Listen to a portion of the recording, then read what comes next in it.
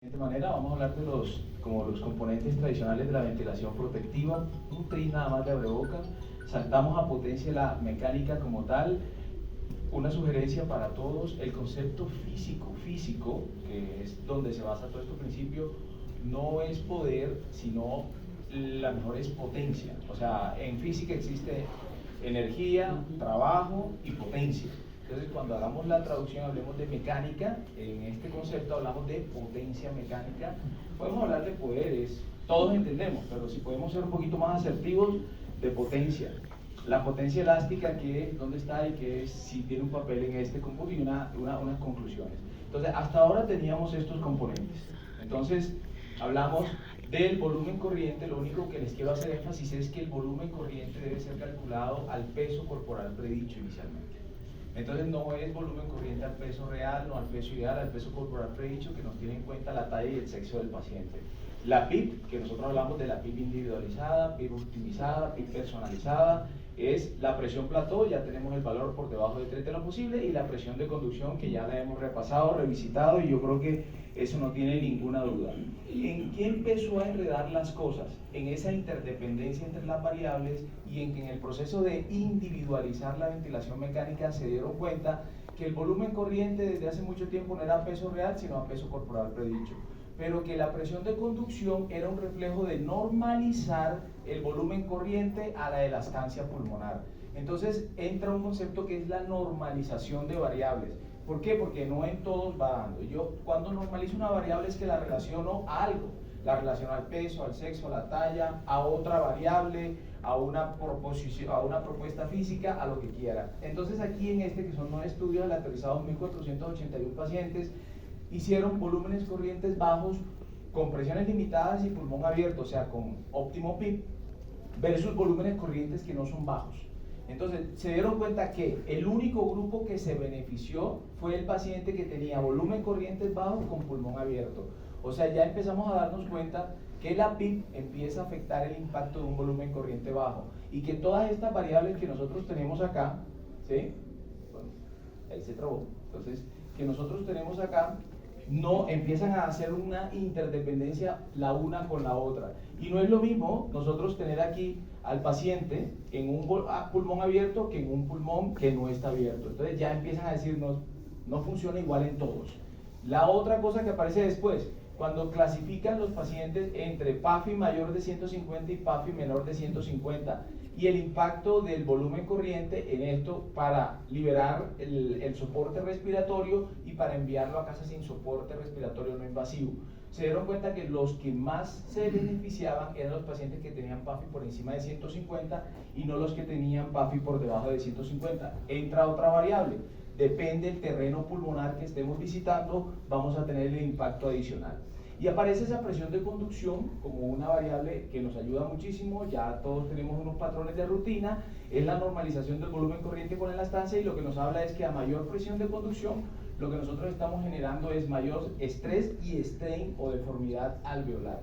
Entonces, ¿qué dice de pronto este estudio? En este estudio, que evalúan 4.549 pacientes con SDRA, vieron cómo la presión de conducción, definitivamente mayor presión de conducción, mayor mortalidad, mayor frecuencia respiratoria, mayor mortalidad. Interesante, cuando compararon presión de conducción con volumen corriente y la mortalidad a 28 días, se dieron cuenta que el volumen no tenía ninguna correlación si lo tomábamos independiente. Estos son datos que tenemos que empezar a integrar como muy analíticamente. No es decir, yo ahora voy a manejar volúmenes corrientes altos. No, hace mucho ya no manejamos por encima de 10 ningún paciente. Pero todavía tenemos como que la premisa de que si yo me preocupo solo por el volumen corriente, ya estoy haciendo ventilación protectiva. Y aquí lo que quiero que se den cuenta es que no es tan importante una sola variable. Tenemos que tener el conjunto de variables para llevarle a todo esto. Y definitivamente la presión de conducción ya va más. En el Lancet, que es uno de los estudios más grandes que se ha hecho multicéntrico, más de 60 y tantos hospitales, tenemos 459 UCI, 2.377 pacientes, y evaluaron la presión plató, no impactaba igual a todos. Una presión plató mayor o una presión plató significativa por encima de 30, a quien más impactó fue a los SDRA severos. Volvemos a hablar del terreno pulmonar, del baby lung. Ayer hablábamos de la heterogeneidad del baby lung, cómo podía esto afectar el impacto en las respiraciones. Y acá en la presión de conducción no afectó tanto los pacientes con SDRA leve, pero sí afectó de manera significativa en los pacientes con SDRA moderado y severo. Entonces uno dice, ¿qué podemos ir diciendo hasta ahora de la ventilación protectiva? Uno, que debemos tener en cuenta la interacción de las variables protectoras, la interacción que tienen entre ellas. Dos, que no afectan igual en todas las condiciones. No afectan, tenemos variables diferentes. Que el enfoque del peso corporal predicho es imperfecto. Y es imperfecto, ¿por qué? Porque el baby lung también es muy variable. El área de pulmón viable o ventilable es muy variable de paciente a paciente. Y esa heterogeneidad no la podemos controlar nosotros. Entonces, eso implica o explica o justifica los resultados cuando en varios estudios posteriores grandes han tomado solo el volumen corriente bajo y no encuentran un impacto propio en el volumen corriente bajo. Y parece que normalizando las variables se puede correlacionar mejor el impacto que pueden tener ellas. Entonces, entra otra variable. Entonces dicen, mire, ¿sabe qué? Esta interdependencia lo que nos está diciendo es que ¿por qué no buscamos algo que nos unifique todo? Que nos dé todo al mismo tiempo. Y empezamos a ver cuánta energía, y que no es lo mismo si yo doy un disparo en un tiempo, o si doy 10 disparos en ese tiempo mismo, o si doy 20 disparos en ese tiempo mismo. Entonces empiezan a considerar cuántas veces estoy sometiendo el pulmón a esa energía que está siendo descargada por la ventilación o por el soporte respiratorio. Y aparece el concepto de potencia mecánica. La potencia mecánica, se me olvida que estoy acá. Sí, la potencia mecánica tenemos que extrapolarnos a la ecuación del movimiento. Traté de sintetizarla, yo sé que ustedes lo dominan, pero a mí me gusta repasar ese concepto que es muy físico. Entonces nosotros, cuando hablamos de la ecuación del movimiento, decimos cuáles son las fuerzas que se tienen que oponer el gas cuando yo quiero respirar. Entonces, uno, se opone la resistencia. Dos, se opone la elastancia, no se opone la extensibilidad, se opone la elastancia, que es la que tiende a colapsar, y el autopip si generamos autopip. ¿Y qué es lo que nosotros debemos? Compensamos la resistencia con flujo, la elastancia con volumen, ¿no? Y el PIP con el autopip con el PIP. Y cada componente de esto lo puedo transformar en una presión. Sí, porque esto es fórmula. Cuando yo digo que resistencia, ¿a qué es igual resistencia? A presión pico plató sobre flujo. ¿A qué es igual elastancia? A presión plató PIP sobre volumen. Entonces, haciendo juego de matemática, yo transporto o extrapolo todo esto, y esto sería el concepto o el principio resistivo de la ventilación, que es esta. Entonces tenemos un componente resistivo y es la presión resistiva. Tenemos un componente elástico dinámico, ya quiero que empecemos a hablar todos el mismo idioma, que es este, que es la presión plató menos PIP, que eso que es, la plató menos PIP, que es la presión de conducción. Ese es el componente elástico dinámico. Y tenemos el componente elástico estático, que es la PIP o autopip en este caso. Todo esto ya está convertido en presión, y esa es la presión muscular necesaria para nosotros pasar un gas al pulmón, ya sea individual o la presión muscular asociada cuando estoy en ventilador, la sumatoria de las dos. Eso es la ecuación del movimiento. Y si nosotros eso lo convertimos a un producto, eso es concepto físico, a un producto de un volumen, yo desplazo con esa presión muscular que genero, con esa activación desplazo un volumen determinado, entonces estoy hablando de energía. Ahí estoy hablando de joules, ¿sí o no? Ese es el producto de ese desplazamiento. Y si ese desplazamiento lo repito durante un tiempo determinado, entonces yo estoy hablando de potencia, que es joules por minutos. Entonces, por eso el término es preferiblemente potencia, porque es un concepto físico. Y es lo que nosotros hacemos integrando varias letras, ahí hablamos. Y hay muchas formas de calcularla. No tomen esta foto, salió hasta fea. Pero esto es simplemente para decirles, sí, porque no me hizo la resolución bien, pero les puedo dar, aquí está la referencia. Pero lo que les quiero decir es que eso empezó a sacar muchas fórmulas de potencia mecánica. Y también, si se dan cuenta, lo que quería presentarles acá era que depende también la potencia mecánica si estoy en control volumen o si estoy en control presión. Entonces no es tan sencillo nosotros estar como extrapolándolo para unificar una sola fórmula. Entonces, ¿qué podemos ver acá nosotros de esa potencia mecánica? Es la energía entregada al sistema respiratorio durante un tiempo, perfecto. Es el strain también equivalente al strain tidal o a la deformación tidal en un número de veces durante el tiempo, o es el estrés en la pared alveolar en un número de veces durante el tiempo. Eso es la potencia, impacta todo eso. Pero nosotros vamos a la fórmula, jugamos con los números y empezamos a darnos cuenta que la potencia mecánica puede estar elevada en varios escenarios, sin o con generando daño. Una enfermedad pulmonar severa con adecuadas variables ventilatorias. Yo puedo optimizar las variables ventilatorias, como lo mencionaba ahorita el doctor, pero puedo estar haciendo daño al pulmón porque el pulmón es un baby lung demasiado afectado.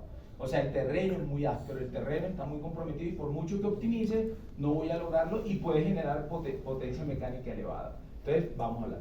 Otra, y estoy usando variables dentro del rango protectivo. Otra, una enfermedad pulmonar severa con variables dañinas, saliéndome. Presiones plato alta, volúmenes altos, bueno, todo lo que quieran elevar ahí, presión driving alto.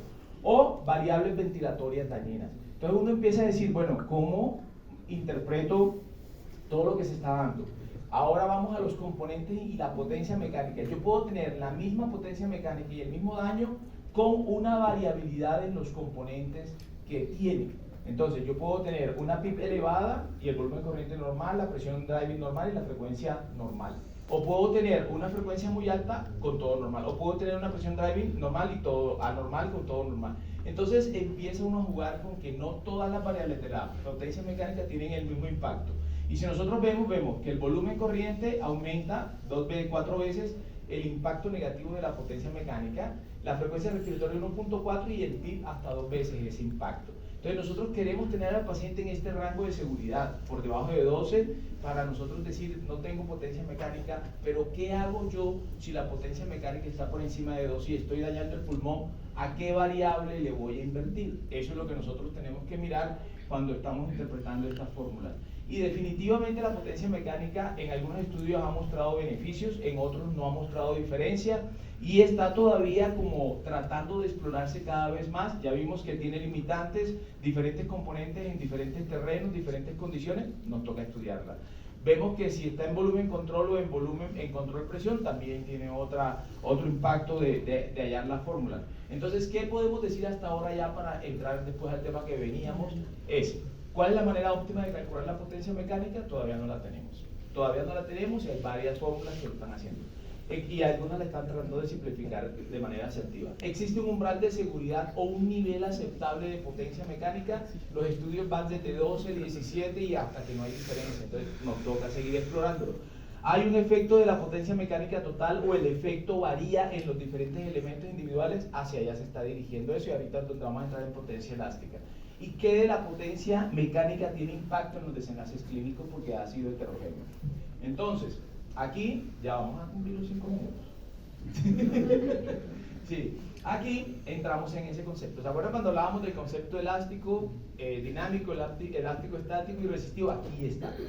Y nosotros entonces tenemos el componente estático, dado por la PIP, el componente elástico dinámico, representado por ese cambio intratidal, que lo hablamos de la presión de conducción, y el componente resistivo como tal que nosotros evaluamos. Y ahí es donde aparecen las diferentes potencias. Entonces aparece la potencia mecánica total, que nosotros sumamos todo, ¿ya? Y tenemos el componente resistivo. La potencia mecánica elástica, ¿sí? Y acá hablamos de la resistiva. Tenemos la elástica dinámica, que es teniendo en cuenta la driving pressure, y la potencia elástica estática teniendo en cuenta la PIP. Entonces, ¿qué es lo que han mostrado los estudios? Este es un estudio bastante interesante, observacional, de casi 5.000 pacientes, donde lo que hicieron fue evaluar toda la potencia mecánica o los integrantes de la potencia mecánica. ¿Qué veían? Que lo que más impactaba, lo que hablamos ahorita de los componentes de la potencia mecánica, la frecuencia respiratoria y la presión de conducción. Vuelve y el volumen corriente aparece como que no impacta en el desenlace negativo, en la mortalidad.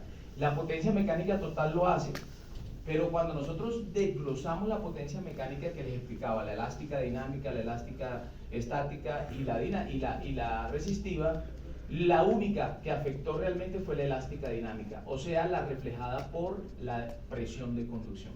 ¿Sí? Esa energía que se genera durante el tiempo, que se entrega durante el tiempo al pulmón, en ese intratidal que genera estrés y estrés dinámico por la presión de conducción, es lo que más afectaba en este estudio. Y simplificaron la fórmula, fue interesante. Cuando ellos veían el delta de presión de conducción aumentaba 4 veces el riesgo de lesión pulmonar y la frecuencia respiratoria una sola vez. Entonces hicieron esta fórmula y encontraban cómo, calculando, haciendo la equivalencia de la potencia elástica dinámica a esta fórmula, aumentaba también y había una asociación en aumento de mortalidad de los pacientes. Y aquí fue un estudio que hicieron en pacientes postquirúrgicos, Sí, es un estudio interesante porque es un estudio desde el 2008 al 2018 retrospectivo y evaluaban la potencia. La mayoría de los pacientes tenían potencia alrededor de 8, casi todos por debajo de 12. Pero ¿qué encontraban? Que los pacientes que tenían potencia mecánica por encima de 12 aumentaban el riesgo de reintubación. Y con relación al concepto de potencia elástica volvieron y desglosaron. ¿Y qué se dieron cuenta? Que la potencia elástica dinámica de los tres componentes era la que más se asociaba o la que mejor se asociaba a la mortalidad. Y en este último, que fue un grupo chino, que hicieron 2 estudios de la misma información, encontraban como la potencia elástica era un factor determinante y mucho más fuerte que la potencia mecánica para hablarnos de reflejo de severidad del SDRA. Entonces ya no solamente de daño, sino reflejaba la severidad. Y que la potencia elástica total, sumando la estática y la dinámica, nos aumentaba definitivamente el riesgo de mortalidad y la probabilidad de sobrevida era menor en los pacientes que tenían mayor potencia elástica. Y volvieron y publicaron de los mismos pacientes que hicieron un estudio este año, donde ellos lo que veían era que ese subgrupo de potencia elástica aumentada, mayor duración en ventilación mecánica y mayor estancia en cuidados intensivos. Entonces nosotros tenemos múltiples factores que afectan a cada paciente, debemos individualizar y personalizarlo, y esto no es que nos esté complicando. Yo creo que lo más chévere de todo esto es que nos está permitiendo entender mucho mejor la física de la ventilación mecánica y del soporte respiratorio cada día. Y lo que nosotros debemos hacer es que posiblemente vamos a tender a normalizar, y ahí es donde entra la inteligencia artificial con todo lo que nosotros entramos en datos que definitivamente nos va a tener que ayudar para esto. Entonces, en síntesis, lo que nosotros buscamos es esto: buscamos que se combinen variables para lograr la mejor potencia mecánica total y la mejor potencia mecánica elástica, si posible, volúmenes corrientes bajos, presión drive imposible, la mejor potencia mecánica. Debemos individualizar el PIB y debemos evitar asincronías y evitar la lesión autoinfligida por el paciente. Y con esto nosotros vemos el panorama actual de la ventilación protectora. Partimos de estas variables que ya conocemos, pasamos a la presión de conducción, se tuvo en cuenta la frecuencia de veces que nosotros exponíamos el paciente a esto o el alveolo a esto, y aparece esto: la potencia mecánica elástica total o dinámica y la potencia mecánica normalizada, todo dentro del contexto del paciente y el esfuerzo inspiratorio, y aquí sumamos lo que es la bili y lo que es la cili en nuestros pacientes. Entonces, ¿qué concluimos? Que todos los componentes de la ventilación protectiva son importantes. Todos debemos monitorearlos y controlarlos. No es solo la intensidad de la variable física como tal, sino la frecuencia de exposición y el compromiso pulmonar. Las variables normalizadas a peso, elastancia, volumen pulmonar, parece que están trabajando, si parecen ser más confiables que la variable propia sola. Y debemos disponer de la medida de la potencia mecánica en los computadores, porque eso va a facilitar muchísimo. Ya hay programas de computadores que están ofreciendo la potencia mecánica, hay que tener cuidado si tenemos modo de control o modo de presión, también hay que empezar a explorarlo, y creo que los primeros no van a ser tan asertivos como a medida que aumentemos los big data y aumentemos los algoritmos, van a ser más asertivos la valoración de la potencia mecánica, y veamos en el futuro hacia dónde se dirige este concepto. Muchas gracias.